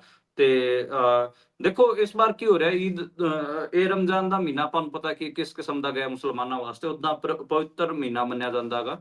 ਪਰ ਇਸ ਵਾਰ ਜਿਹੜੀ ਉੱਤਰ ਪ੍ਰਦੇਸ਼ ਚ, ਮੱਧ ਪ੍ਰਦੇਸ਼ ਚ ਆਪਾਂ ਨੂੰ ਦੇਖਣ ਨੂੰ ਮਿਲਿਆ ਕਿ ਕਿਵੇਂ ਮੁਸਲਮਾਨਾਂ ਨੂੰ ਤੰਗ ਕੀਤਾ ਗਿਆ। ਹਾਲਾਂਕਿ ਜੀ ਨਰਿੰਦਰ ਮੋਦੀ ਨੇ ਇੱਕ ਕੰਮ ਹੋਰ ਵੀ ਕੀਤਾ, ਉਹਨਾਂ ਨੇ ਸੌਗਾਤ ਤੇ ਮੋਦੀ ਕਰਕੇ 32 ਲੱਖ ਪੈਕੇਟ 32,000 ਮਸਜਿਦਾਂ ਦੇ ਵਿੱਚ ਪਹੁੰਚਵਾਏ, ਜਿਹਦੇ ਤੇ ਉਹਨਾਂ ਦੀ ਫੋਟੋ ਛਪੀ ਹੋਈ ਸੀ। ਉਹਦੇ ਚ ਸੁੱਕੇ ਮੇਵੇ ਵਗੈਰਾ ਤੇ ਕੁਝ ਡਰਾਈ ਫਰੂਟ ਵਗੈਰਾ ਸੀਗੇ, ਤੇ ਉਹਦੇ ਚ ਉਹਨਾਂ ਨੇ ਉਹ ਕੰਮ ਵੀ ਕੀਤਾ। ਹਾਲਾਂਕਿ ਮੈਂ ਤਾਂ ਇਹਦੇ ਤੇ ਮੇਰਾ ਸਟੈਂਡ ਤਾਂ ਇਹੀ ਰਿਹਾ ਸੋਗਾ ਤੇ ਮੋਦੀ ਤੇ, ਕਿ ਇਹ ਤਾਂ ਇੱਕ ਜਿਹੜਾ ਖੂਨ ਨਾਲ ਲਥਪਥ ਹੱਥ ਹੈਗਾ, ਉਹ ਆਪਣੇ ਸਰਕਾਰ ਨੂੰ ਮਠਾਈ ਖਵਾਉਣ ਦੀ ਕੋਸ਼ਿਸ਼ ਕਰ ਰਿਹਾ ਜੀ।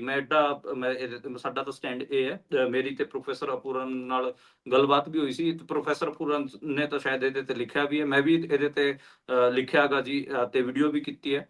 ਤੇ ਇਹੀ ਹੈ ਕਿ ਇੱਕ ਜਿਹੜਾ ਮਤਲਬ ਖੂਨ ਨਾਲ ਜਿਹੜਾ ਹੱਥ ਜਿਹਦੇ ਹੱਥ ਖੂਨ ਚ ਸਨੇ ਹੋਏ ਨੇ, ਤੇ ਉਹੀ ਆਪਣੇ ਜਿਹਦਾ ਸ਼ਿਕਾਰ ਉਹਨੇ ਖੇਡਣਾਗਾ, ਉਹਨੂੰ ਉਹ ਮਠਾਈ ਖਵਾਉਣ ਦੀ। ਜਿਵੇਂ ਬੱਕਰੇ ਨੂੰ ਜਾਂ ਮੁਰਗੇ ਨੂੰ ਲਾਲ ਕਰਨ ਤੋਂ ਪਹਿਲਾਂ ਦਾਣਾ ਨਹੀਂ ਪਾਇਆ ਜਾਂਦਾ, ਉਸੇ ਹਿਸਾਬ ਨਾਲ ਜਿਹੜਾ ਇਹ ਕਿਤੇ ਨਾ ਕਿਤੇ ਮੈਨੂੰ ਲੱਗਿਆ ਸੋਗਾ ਤੇ ਮੋਦੀ, ਕਿ ਤੁਸੀਂ ਇੱਕ ਪਾਸੇ ਤਾਂ ਮਾਈਨੋਰਿਟੀਜ਼ ਦੇ ਸਾਰੇ ਹੱਕਾਂ ਨੂੰ ਤੁਸੀਂ ਖੋ ਰਹੇ ਹੋ, ਤੇ ਦੂਜੇ ਪਾਸੇ ਉਹਨਾਂ ਨੂੰ ਮਿਠਾਈਆਂ ਖਵਾ ਰਹੇ ਹੋ। ਜਿਵੇਂ ਤੁਸੀਂ ਵਕਫ ਬੋਰਡ ਬਿੱਲ ਦਾ ਹੀ ਲੈ ਲਓ ਜੀ, ਹਨਾ। ਇੱਕ ਪਾਸੇ ਉਹਨਾਂ ਦੇ ਜਿਹੜੇ ਰਿਲੀਜੀਅਸ ਸਾਈਟਸ ਹੈਗੇ ਆ, ਉਹਨਾਂ ਨੂੰ ਵੀ ਤੁਸੀਂ ਖੋ ਰਹੇ ਹੋ, ਦੂਜਾ ਉਹਨਾਂ ਨੂੰ ਜਲੀਲ ਵੀ ਕਰ ਰਹੇ ਹੋ। ਕਦੇ ਤਰਪਾਲਾ ਪਾ ਦਿੰਦੇ ਹੋ, ਕਦੇ ਉਹਨਾਂ ਨੂੰ ਸੜਕ ਤੇ ਨਮਾਜ਼ ਨਹੀਂ ਪੜ੍ਹਨ ਦੀ ਗੱਲ ਕਰਦੇ ਹੋ, ਇਹ ਸਾਰਾ ਵੀ ਹੋ ਰਿਹਾ ਹੈਗਾ।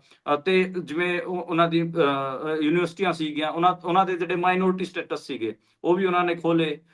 ਜਿਹੜੀ ਇੱਕ ਮੌਲਾਨਾ ਆਜ਼ਾਦ ਫੈਲੋਸ਼ਿਪ ਹੁੰਦੀ ਸੀ ਮਾਈਨੋਰਿਟੀ ਸਟੂਡੈਂਟ ਵਾਸਤੇ, ਉਹ ਸਿੱਖ ਸਟੂਡੈਂਟਾਂ ਨੂੰ ਮਿਲਦੀ ਹੁੰਦੀ ਸੀ, ਉਹ ਵੀ ਇਹਨਾਂ ਨੇ ਚੱਕੇ ਬੰਦ ਕਰਤੀ। ਤੇ ਇਹ ਇਦਾਂ ਦੇ ਕੰਮ ਕਰ ਰਹੇ ਨੇ, ਮਤਲਬ ਮਾਈਨੋਰਿਟੀਜ਼ ਦੇ ਹੱਕਾਂ ਤੇ ਲਗਾਤਾਰ ਡਾਕਾ ਡਾਲ ਰਹੇ ਨੇ ਜੀ, ਹੈਨਾ। ਤੇ ਦੂਜੇ ਪਾਸੇ ਉਹ ਉਸੇ ਉਹਨਾਂ ਹੀ ਮਾਈਨੋਰਿਟੀਜ਼ ਨੂੰ ਉਹ ਮਠਾਈ ਵੀ ਖਵਾ ਰਹੇ ਨੇ। ਉਦਾਂ ਇੱਕ ਹੋਰ ਇੰਟਰਸਟਿੰਗ ਗੱਲ ਦੱਸਾਂ ਜੀ, ਜਿਹੜੀ RSS ਹੈ, ਉਹ RSS ਸਿੱਖਾਂ ਨੂੰ ਅਤੇ ਮੁਸਲਮਾਨਾਂ ਨੂੰ ਮਾਈਨੋਰਿਟੀ ਨਹੀਂ ਮੰਨਦੀ। ਉਹਨਾਂ ਦਾ ਇਹ ਜੀ ਆਫੀਸ਼ੀਅਲ ਸਟੈਂਡ ਹੈ ਕਿ ਉਹਨਾਂ ਦਾ ਇਹ ਕਹਿਣਾ ਹੈ ਕਿ ਮਾਈਨੋਰਿਟੀ ਤਾਂ ਜਿਵੇਂ ਪਾਰਸੀ ਨੇ, ਇਹ ਹੁੰਦੇ ਹੈ ਜਿਨ੍ਹਾਂ ਦੀ ਗਿਣਤੀ ਕੁਝ ਹਜ਼ਾਰ ਕੁਝ ਲੱਖ ਹੁੰਦੀ ਹੈ, ਜਿਨ੍ਹਾਂ ਦੀ ਸੰਖਿਆ ਕਰੋੜਾਂ ਚ ਹੈਗੀ ਆ, ਜਿਨ੍ਹਾਂ ਦੀ ਪਾਪੂਲੇਸ਼ਨ ਕਰੋੜਾਂ ਚ ਹੈਗੀ ਆ, ਉਹ ਕਿਵੇਂ ਮਾਈਨੋਰਿਟੀ ਹੋ ਜਾਣਗੇ? ਇਹ RSS ਦਾ ਮਤਲਬ ਆਫੀਸ਼ੀਅਲ ਸਟੈਂਡ ਹੈ, ਤੇ ਉਹ ਸਿੱਖਾਂ ਨੂੰ ਅਤੇ ਮੁਸਲਮਾਨਾਂ ਨੂੰ ਨਹੀਂ ਗਿਣਦੇ ਮਾਈਨੋਰਿਟੀ ਤੇ ਦੇ ਵਿੱਚ। ਫਿਰ ਜਦੋਂ ਹਿੰਦੂਆਂ ਦੀ ਗਿਣਤੀ ਕਈ 100 ਕਰੋੜਾਂ ਦੇ ਵਿੱਚ ਹੈ, ਤਾਂ ਫਿਰ ਕਿਉਂ ਕਹਿੰਦੇ ਨੇ ਕਿ ਭਾਰਤ 'ਚ ਹਿੰਦੂਆਂ ਨੂੰ ਖਤਰਾ ਹੈ ਜੀ ਸਭ ਤੋਂ ਜ਼ਿਆਦਾ? ਇਹ ਤਾਂ ਦੇਖੋ ਜੀ ਉਹਨਾਂ ਦੀ ਦੋਗਲੀ ਨੀਤੀ ਹੈਗੀ ਆ। ਮੈਂ ਤਾਂ ਉਹਨਾਂ ਦਾ ਪੋਲੀਟੀਕਲ ਸਟੈਂਡ ਦੱਸ ਰਿਹਾ, ਮੈਂ ਉਹਦੇ ਨਾਲ ਅਸੀਂ ਤਾਂ ਸਹਿਮਤ ਨਹੀਂ। ਅਸੀਂ ਤਾਂ ਮੰਨਦੇ ਹਾਂ ਕਿ ਮੁਸਲਮਾਨ, ਸਿੱਖ, ਈਸਾਈ, ਪਾਰਸੀ, ਇਹ ਸਾਰੇ ਹੀ, ਬੌਧ, ਜੈਨ, ਇਹ ਸਾਰੇ ਹੀ ਮਾਈਨੋਰਿਟੀਜ਼ ਨੇ, ਇਹਨਾਂ ਦੀ ਗਿਣਤੀ ਘੱਟ ਹੈ, ਤੇ ਅਸੀਂ ਤਾਂ ਇਹਨਾਂ ਨੂੰ ਘੱਟ ਗਿਣਤੀਆਂ 'ਚ ਗਿਣਦੇ ਹੈਗੇ ਆ, ਤੇ ਇਹ ਮੋਟਾ ਹੈਗਾ। ਬਾਕੀ ਤਾਂ ਅੱਜ ਉੱਤਰ ਪ੍ਰਦੇਸ਼ ਤੋਂ, ਮੱਧ ਪ੍ਰਦੇਸ਼ ਤੋਂ, ਕਈ ਥਾਵਾਂ ਤੋਂ ਖਬਰਾਂ ਵੀ ਆਈਆਂ, ਜਿਵੇਂ ਭੋਪਾਲ 'ਚ ਅੱਜ ਜਿਹੜੀ ਨਮਾਜ਼ ਸੀਗੀ, ਉਹ ਮੁਸਲਮਾਨਾਂ ਨੇ ਕਾਲੀ ਪੱਟੀ ਬੰਨ ਕੇ ਕੀਤੀ। ਸਾਡੇ ਮੇਵਾਤ 'ਚ, ਜਿਹੜਾ ਨੂੰਹ ਮੇਵਾਤ ਹੈ ਹਰਿਆਣੇ 'ਚ, ਉੱਥੇ ਵੀ ਇਹੀ ਹੋਇਆ ਜੀ, ਉੱਥੇ ਵੀ ਕਾਲੀ ਪੱਟੀ ਬੰਨ੍ਹੀ ਗਈ ਸੀਗੀ।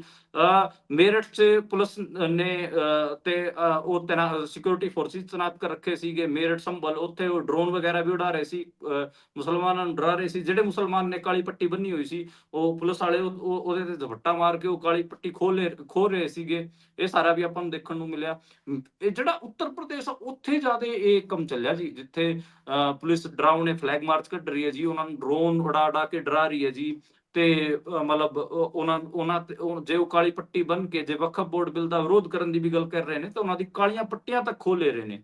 ਇਹ ਆਪਾਂ ਨੂੰ ਅੱਜ ਉੱਤਰ ਪ੍ਰਦੇਸ਼ 'ਚ ਦੇਖਣ ਨੂੰ ਮਿਲਿਆ। ਤੇ ਤੁਸੀਂ ਹਿਸਾਬ ਲਾਓ, ਇੱਕ ਪਾਸੇ ਉਹ ਮੋਦੀ ਦਾ ਥੈਲਾ ਜਿਹਦੇ ਤੇ ਸੌਗਾਤ ਇਹ ਮੋਦੀ ਲਿਖਿਆ ਹੋਇਆ, ਜਿਹਦੇ 'ਚ ਮਠਾਈਆਂ ਨੇ, ਦੂਜੇ ਪਾਸੇ ਮੁਸਲਮਾਨਾਂ ਨੂੰ ਇਹ ਸੜਕਾਂ ਤੇ ਉਹਨਾਂ ਦੇ ਰਿਲੀਜੀਅਸ, ਉਹਨਾਂ ਦੇ ਪਵਿੱਤਰ ਮਹੀਨੇ 'ਚ ਐ ਜਲੀਲ ਕੀਤਾ ਜਾ ਰਿਹਾ ਹੈਗੀ। ਜਾ ਰਿਹਾ ਹੈਗਾ, ਤੁਸੀਂ ਦੋਵਾਂ ਚੀਜ਼ਾਂ ਨੂੰ ਦੇਖੋ ਜੀ, ਕਿੱਥੇ ਰੱਖੋਗੇ ਜੀ। ਸੋ ਇਹ ਤਾਂ ਹੈ, ਬੜੀ ਮੰਦਭਾਗੀ ਗੱਲ ਹੈ। ਇੱਕ ਖਬਰ ਇਹਦੇ 'ਚ ਇੱਕ ਚੀਜ਼ ਹੋਰ ਐਡ ਕਰ ਦਵਾਂ ਜੀ, ਹਰਿਆਣੇ ਦੇ ਵਿੱਚ ਵੀ ਇਹਨਾਂ ਨੇ ਬਹੁਤ ਚਲਾਕੀ ਨਾਲ, ਜਿਹੜਾ ਈਦ ਤੇ ਛੁੱਟੀ ਹੁੰਦੀ ਸੀਗੀ, ਉਹ ਗੈਜ਼ੇਟਡ ਹੌਲੀਡੇ 'ਚ ਹੁੰਦੀ ਸੀਗੀ, ਉਹਨਾਂ ਨੇ ਇਸ ਵਾਰ ਇਹਨਾਂ ਨੇ ਉਹਨੂੰ ਰਿਸਟ੍ਰਿਕਟਡ ਹੌਲੀਡੇ ਕਰਤਾ ਜੀ। ਗੈਜ਼ੇਟਡ ਹੌਲੀਡੇ ਨਹੀਂ ਰੱਖਿਆ, ਰਿਸਟ੍ਰਿਕਟਡ ਹੌਲੀਡੇ ਰੱਖਿਆ। ਇਹ ਦੇਖੋ ਜੀ ਕਿ ਕਿਸ ਕਿਸਮ ਦਾ ਇਹ ਵਿਵਹਾਰ ਕਰ ਰਹੇ ਨੇ ਜੀ। ਹਰੇਕ ਪਾਸਿਓਂ ਹੌਲੀ ਖੋਰਾ ਲਾਇਆ ਜਾ ਰਿਹਾ ਹੈ। ਇਹ ਨਾ ਸੋਚੋ ਕਿ ਉਹ ਗੱਲ ਹੈ ਨਾ, ਕਿ ਇਹ ਨਾ ਸੋਚੀ ਸ਼ਹਿਰ ਦੀ ਹਾਲਤ ਬੁਰੀ ਨਹੀਂ, ਜੇਕਰ ਤੇਰੇ ਸੀਨੇ ਵੱਜੀ ਛੁਰੀ ਨਹੀਂ। ਸੋ ਹਾਲਤ ਕਦੋਂ ਤੁਹਾਡੇ ਘਰ ਤੱਕ ਇਹ ਹਾਲਾਤ ਪਹੁੰਚ ਜਾਣਗੇ ਪਤਾ ਨਹੀਂ ਲੱਗਣਾ। ਇਸ ਤੇ ਜ਼ਰੂਰ ਬੋਲਣਾ ਚਾਹੀਦਾ ਹੈ। ਹਰੇਕ ਬੁੱਧੀਜੀਵੀ ਨੂੰ ਅੱਗੇ ਆ ਕੇ ਗੱਲ ਜ਼ਰੂਰ ਕਰਨੀ ਚਾਹੀਦੀ ਹੈ। ਇਹ ਛੋਟੀਆਂ-ਛੋਟੀਆਂ ਚੀਜ਼ਾਂ ਹੀ ਗਾਂਹ ਜਾ ਕੇ ਵੱਡੇ ਇੰਪੈਕਟ ਬਣਾਉਂਦੀਆਂ ਨੇ। ਸੋ ਅੱਗੇ ਚੱਲੀਏ ਜੀ। ਅਮਰੀਕਾ ਤੋਂ ਵੱਡੀ ਗਿਣਤੀ ਜਦੋਂ ਉੱਥੇ ਰਹਿ ਰਹੇ ਗੈਰ ਕਾਨੂੰਨੀ ਢੰਗ ਨਾਲ ਜਿਹੜੇ ਭਾਰਤੀ ਇੱਥੋਂ ਗਏ ਹੋਏ ਸੀ ਉਹਨਾਂ ਨੂੰ ਵਾਪਸ ਭੇਜਿਆ ਜਾਂਦਾ ਹੈ ਤਾਂ ਖਾਸੀ ਚਰਚਾ ਭਾਰਤ ਦੇ ਵਿੱਚ ਛਿੜੀ ਸੀ। ਖਾਸ ਤੌਰ ਤੇ ਪੰਜਾਬ ਦੇ ਵਿੱਚ, ਕਿਉਂਕਿ ਉਤਾਰਿਆ ਪੰਜਾਬ 'ਚ ਜਾ ਰਿਹਾ ਸੀ।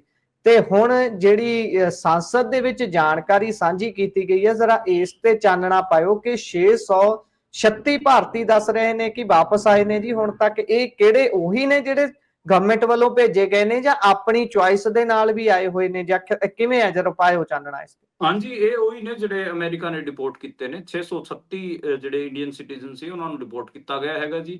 ਇਹ ਸਵਾਲ ਪੁੱਛਿਆ ਗਿਆ ਸੀਗਾ ਤੇ ਅੱਜ ਜਿਹੜੇ ਵਿਦੇਸ਼ ਰਾਜ ਮੰਤਰੀ ਹੈਗੇ ਆ ਕੀਰਤੀਵਰਧਨ ਸਿੰਘ, ਉਹਨਾਂ ਨੇ ਇੱਕ ਇਸ ਸਵਾਲ ਦਾ ਜਵਾਬ ਦਿੱਤਾ ਹੈ ਜੀ, ਜਿਸ 'ਚ ਉਹਨਾਂ ਨੇ ਕਿਹਾ ਹੈਗਾ ਕਿ ਦੇਖੋ 636 ਇੰਡੀਅਨ ਹੈਗੇ ਆ ਉਹ ਵਾਪਸ ਭੇਜੇ ਗਏ ਹੈਗੇ ਆ, ਜਿਹਦੇ 'ਚ ਉਹਨਾਂ ਨੇ ਕਿਹਾ ਕਿ 341 ਜਿਹੜਾ ਸਿਟੀਜ਼ਨ ਚਾਰਟਰ ਫਲਾਈਟ ਸੀ ਉਹਦੇ 'ਚ ਤੇ 55 ਜਿਹੜੇ ਸੀਗੇ ਉਹ ਪਨਾਮਾ ਦੇ ਰਸਤੇ ਆਏ ਨੇ ਤੇ ਬਾਕੀ 240 ਹੈਗੇ ਆ ਉਹ ਔਰ ਅੱਡ-ਅੱਡ ਕਿਸਮ ਦੀਆਂ ਫਲਾਈਟਾਂ ਤੋਂ ਵਾਪਸ ਭੇਜੇ ਗਏ ਨੇ। ਇਹ ਗੱਲ ਉਹਨਾਂ ਨੇ ਕਹੀ ਹੈ।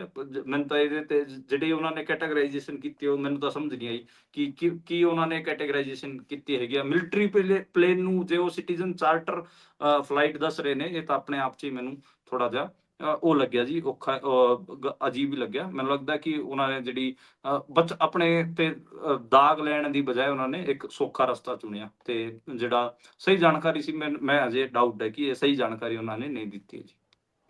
ਜੀ। ਸੋ ਅਗਲੀ ਗੱਲ ਕਰ ਲਈਏ ਜੀ। ਆਮ ਆਦਮੀ ਪਾਰਟੀ ਸੁਪਰੀਮੋ ਤੇ ਦਿੱਲੀ ਦੇ ਸਾਬਕਾ ਮੁੱਖ ਮੰਤਰੀ ਤੇ ਅੱਜ ਕੱਲ ਪੰਜਾਬ ਦੀ ਸ਼ਾਨ ਬਣੇ ਹੋਏ ਨੇ। ਕਦੀ ਗੱਡੀਆਂ ਦਾ ਕਾਫਲਾ ਲੈ ਕੇ ਇੱਧਰ ਨੂੰ ਚਲੇ ਜਾਂਦੇ ਨੇ ਤੇ ਕਦੀ ਇੱਧਰ ਨੂੰ।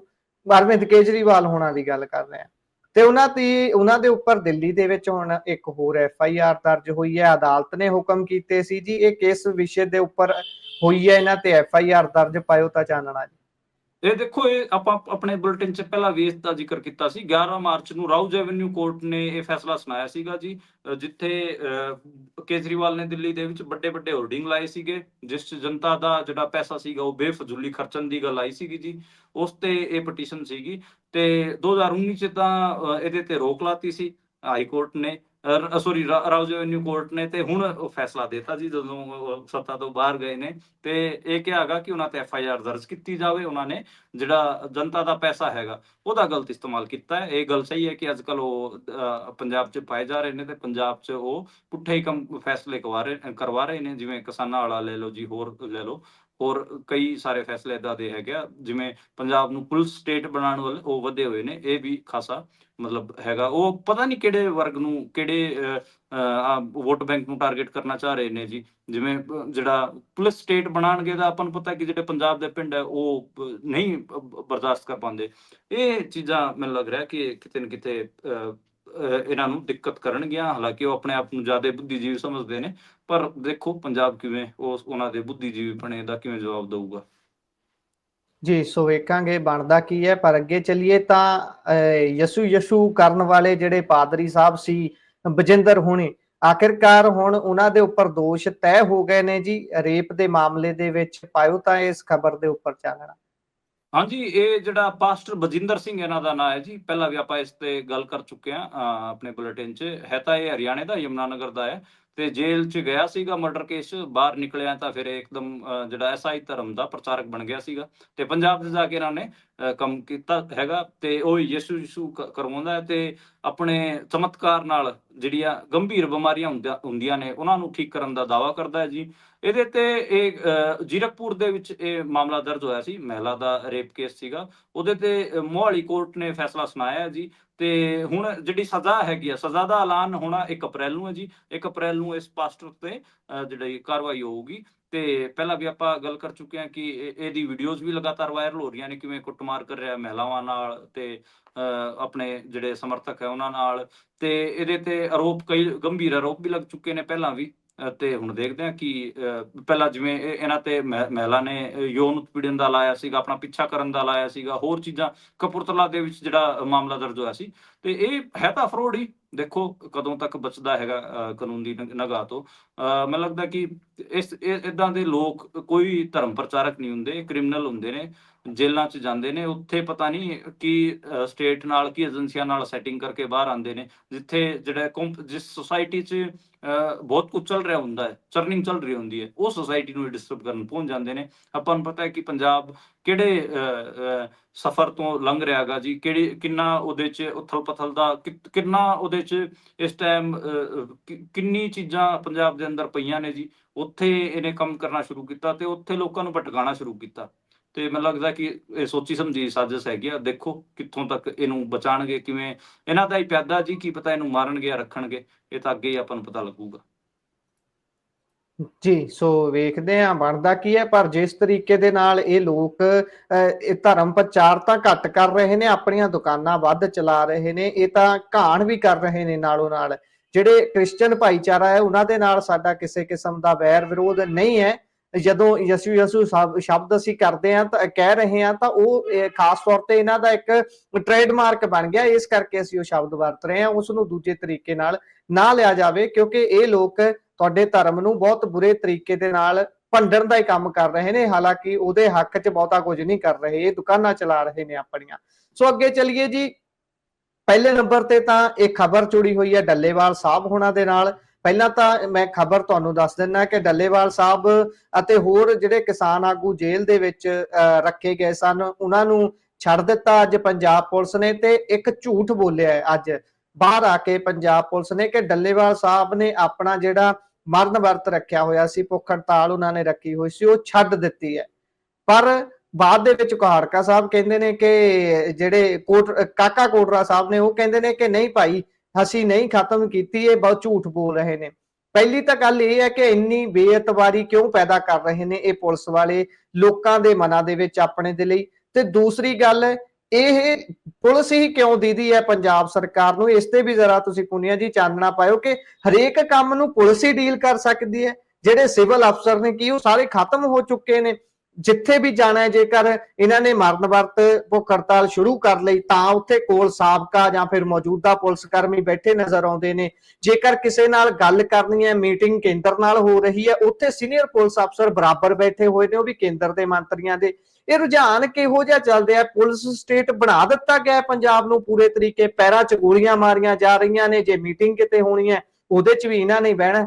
ਪੁਲਿਸ ਇੰਨੀ ਜ਼ਿਆਦਾ ਇਨਵੋਲਵ ਕਿਉਂ ਹੋ ਰਹੀ ਹੈ ਹਰੇਕ ਕੰਮ 'ਚ? ਇਸ ਤੇ ਵੀ ਨਾਲ ਦੀ ਨਾਲ ਅੰਤ 'ਚ ਚਾਨਣਾ ਪਾ ਦਿਓ। ਪਹਿਲਾਂ ਡੱਲੇਵਾਲ ਸਾਹਿਬ ਦੀ ਖਬਰ ਕਰ ਲਿਓ ਜੀ। ਖਬਰ ਹਾਂਜੀ, ਇਹੀ ਗੱਲ ਸਾਰੇ ਪੁੱਛ ਰਹੇ ਨੇ ਕਿ ਪੰਜਾਬ 'ਚ ਚੱਲ ਕੀ ਰਿਹਾ ਜੀ, ਕਿਵੇਂ ਪੁਲਿਸ ਸਾਰੀ ਚੀਜ਼ਾਂ ਨੂੰ ਆਪਰੇਟ ਕਰ ਰਹੀ ਹੈ। ਏਦਾਂ ਲੱਗ ਰਿਹਾ ਕਿ ਜਿਵੇਂ ਇੱਥੇ ਚੁਣੀ ਹੋਈ ਸਰਕਾਰ ਨਹੀਂ ਹੈ, ਜਿਵੇਂ ਪੁਲਿਸ ਹੀ ਸਰਕਾਰ ਹੈ ਇੱਥੇ। ਇਹ ਇੱਕ ਬੜਾ ਅਜੀਬ ਜਿਹਾ ਹੈਗਾ, ਪੁਲਿਸ ਸਟੇਟ ਬਿਲਕੁਲ ਬਣਿਆ ਹੋਇਆ ਹੈਗਾ ਜੀ।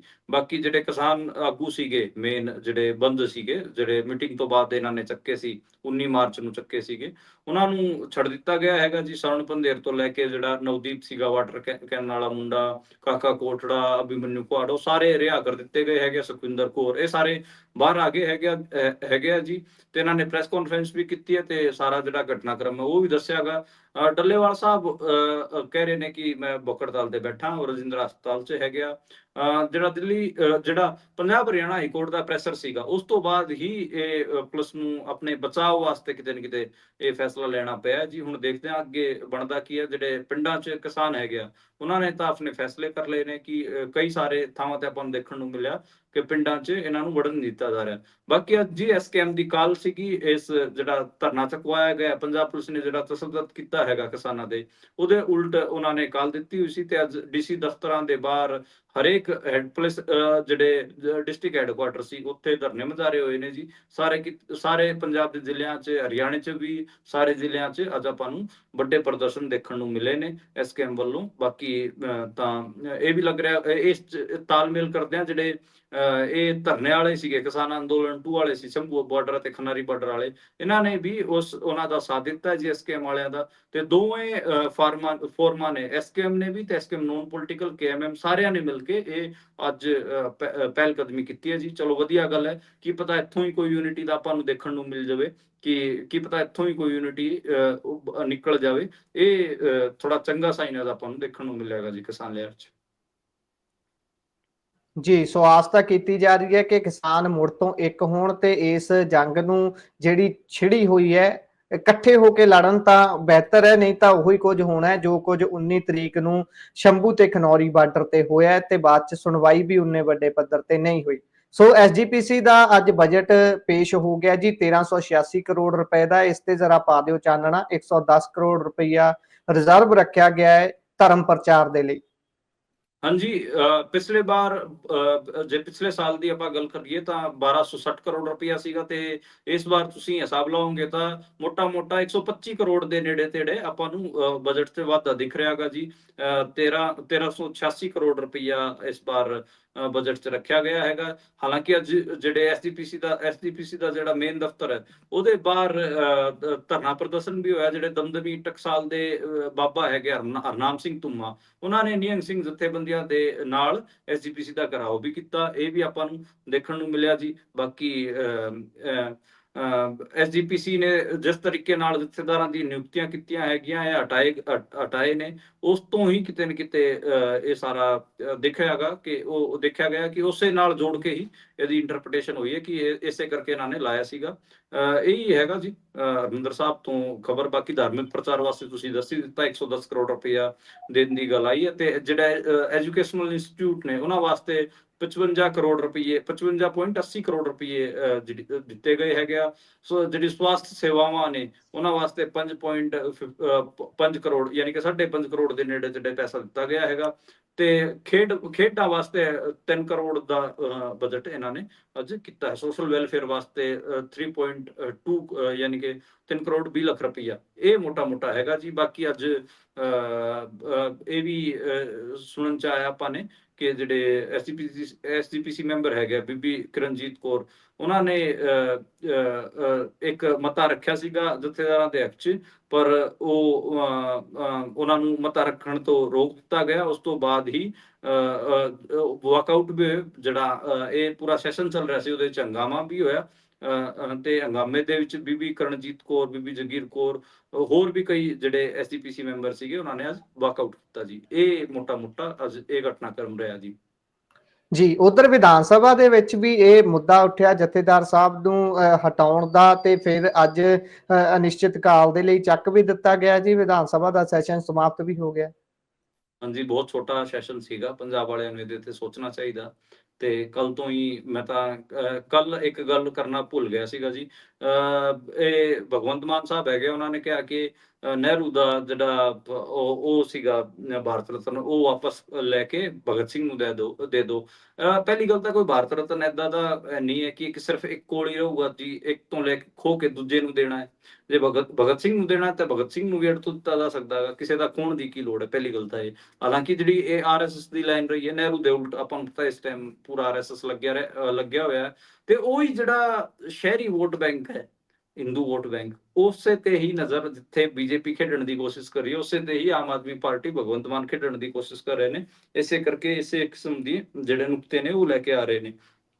ਖੈਰ, ਇਹਦੇ ਨਾਲ ਆਪਾਂ ਨੂੰ ਕੀ ਲੈਣਾ ਦੇਣਾ। ਹਾਲਾਂਕਿ ਸ਼ਾਇਦ ਇੰਦਰਾ ਗਾਂਧੀ ਦਾ ਵੀ ਨਾਂ ਲਿਆ ਸੀਗਾ। ਇੰਦਰਾ ਗਾਂਧੀ ਦਾ ਤਾਂ ਬੇਸ਼ੱਕ ਤੋਂ ਲੈ ਲੈਣਾ ਚਾਹੀਦਾ। ਇੰਦਰਾ ਗਾਂਧੀ ਦੇ ਮੈਂ ਕਦੇ ਵੀ ਇੰਦਰਾ ਗਾਂਧੀ ਨੂੰ ਉਸ ਕਿਸਮ ਦੀ ਲੀਡਰ ਨਹੀਂ ਮੰਨਦਾ ਜਿਹੜੀ ਭਾਰਤ ਰਤਨ ਡਿਜ਼ਰਵ ਕਰਦੀ ਹੋਵੇ। ਉਹਦਾ ਜ਼ਰੂਰ ਖੋ ਲੈਣਾ ਚਾਹੀਦਾ। ਉਸ ਚੀਜ਼ ਨਾਲ ਮੈਂ ਸਹਿਮਤ ਹਾਂ। ਇੰਦਰਾ ਗਾਂਧੀ ਮੈਨੂੰ ਲੱਗਦਾ ਕਿ ਜਿਹੜਾ ਇਹ ਪੂਰਾ ਸੁਪਨਾ ਸੀਗਾ ਜੀ ਨਹਿਰੂਵੀਅਨ ਸਟੇਟ ਦਾ, ਉਹਦਾ ਸਾਰਾ ਕਬਾੜ ਆਪਾਂ ਨੂੰ ਪਤਾ ਇੰਦਰਾ ਗਾਂਧੀ ਨੇ ਕੀਤਾ। ਉਹ ਜੋ ਕੁਝ ਵੀ ਨਹਿਰੂ ਜਿਨ੍ਹਾਂ ਰਾਹਾਂ ਤੇ ਚੱਲ ਰਿਹਾ ਸੀ ਉਹਦੇ ਉਲਟ ਇੰਦਰਾ ਗਾਂਧੀ ਨੇ ਸਾਰੇ ਕੰਮ ਕੀਤੇ ਨੇ। ਬਹੁਤ ਮਤਲਬ ਖਰਾਬ ਇੱਕ ਹਿਸਾਬ ਨਾਲ ਨਹਿਰੂ ਪਰਿਵਾਰ ਸੀਗਾ ਉਹਦੀ ਵਿਰਾਸਤ ਤੇ ਬਟਾ ਹੀ ਲਾਇਆ। ਮੈਂ ਕਦੇ ਵੀ ਇੰਦਰਾ ਗਾਂਧੀ ਦੀ ਪਾਲਿਸੀਜ਼ ਦੇ ਕਦੇ ਵੀ ਆਪਾਂ ਹੱਕ 'ਚ ਨਹੀਂ ਰਹੇ।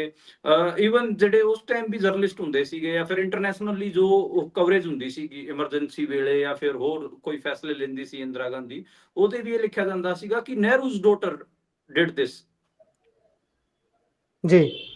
ਹਾਂ, ਤੇ ਮਤਲਬ ਤੁਸੀਂ ਸੋਚ ਕੇ ਦੇਖੋ ਕਿ ਉਹਨਾਂ ਦੇ ਫਾਦਰ ਦਾ ਇੰਨਾ ਸੀਗਾ। ਤੇ ਆਪਾਂ ਨੂੰ ਪਤਾ ਕਿ ਨਹਿਰੂਜ਼ ਡਾਟਰ ਜਿਹੜੀ ਨਹਿਰੂ ਦੀ ਬੇਟੀ ਸੀ ਇੰਦਰਾ ਗਾਂਧੀ, ਉਹਨੇ ਕੀ ਕੀਤਾ ਆਪਾਂ ਨੂੰ ਦੱਸਣ ਦੀ ਲੋੜ ਨਹੀਂ। ਆਪਣੇ ਜਿਹੜੇ ਜ਼ਖਮ ਨੇ ਉਹ ਵੀ ਤਾਜ਼ਾ ਹੋ ਜਾਂਦੇ ਨੇ ਹਰਿਆਣੇ ਪੰਜਾਬ ਵਾਲਿਆਂ ਦੇ, ਹੋਰ ਸਿੱਖਾਂ ਦੇ, ਮੁਸਲਮਾਨਾਂ ਵਾਲੇ ਮਾਮਲੇ 'ਚ ਵੀ ਆਪਾਂ ਨੂੰ ਸਾਰੀਆਂ ਚੀਜ਼ਾਂ ਪਤਾ ਨੇ ਜੀ। ਕਿਵੇਂ ਉਹ ਚੱਲੇ, ਜਿਹੜੇ ਉਹਨਾਂ ਨੇ ਪੂਰਾ ਉਹ ਵੀ ਚੱਲਿਆ ਸੀਗਾ, ਐਮਰਜੈਂਸੀ ਵਾਲਾ ਦੌਰ ਵੀ ਸੀ, ਬਹੁਤ ਖਤਰਨਾਕ ਉਹਨਾਂ ਦਾ ਟਾਈਮ ਪੀਰੀਅਡ ਰਿਹਾ।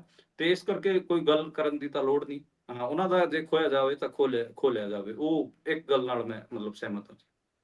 ਇਸੇ ਖਬਰ ਦੇ ਨਾਲ ਸਾਡਾ ਅੱਜ ਦਾ ਪ੍ਰੋਗਰਾਮ ਦਾ ਸਮਾਂ ਇੱਥੇ ਹੀ ਸਮਾਪਤ ਹੁੰਦਾ ਹੈ। ਸੋ ਤੁਸੀਂ ਸਾਰੇ ਜੁੜੇ ਇਸ ਪ੍ਰੋਗਰਾਮ ਨੂੰ ਸੁਣਿਆ ਹੈ। ਖਬਰਾਂ ਤੁਹਾਨੂੰ ਕਿਹੋ ਜਿਹੀਆਂ ਲੱਗੀਆਂ, ਆਪਣੇ ਵਿਚਾਰ ਰਾਏ ਟਿੱਪਣੀਆਂ ਸਾਡੇ ਨਾਲ ਜ਼ਰੂਰ ਸਾਂਝਾ ਕਰਿਓ। ਹੁਣ ਮੈਨੂੰ ਤੇ ਪੁਨੀਆ ਜੀ ਨੂੰ ਦਿਓ ਇਜਾਜ਼ਤ। ਵੇਖਦੇ ਰਹੋ ਤੇ ਸੁਣਦੇ ਰਹੋ ਪੰਜਾਬੀ ਰੇਡੀਓ USA ਨੂੰ। ਧੰਨਵਾਦ, ਸਤਿ ਸ਼੍ਰੀ ਅਕਾਲ।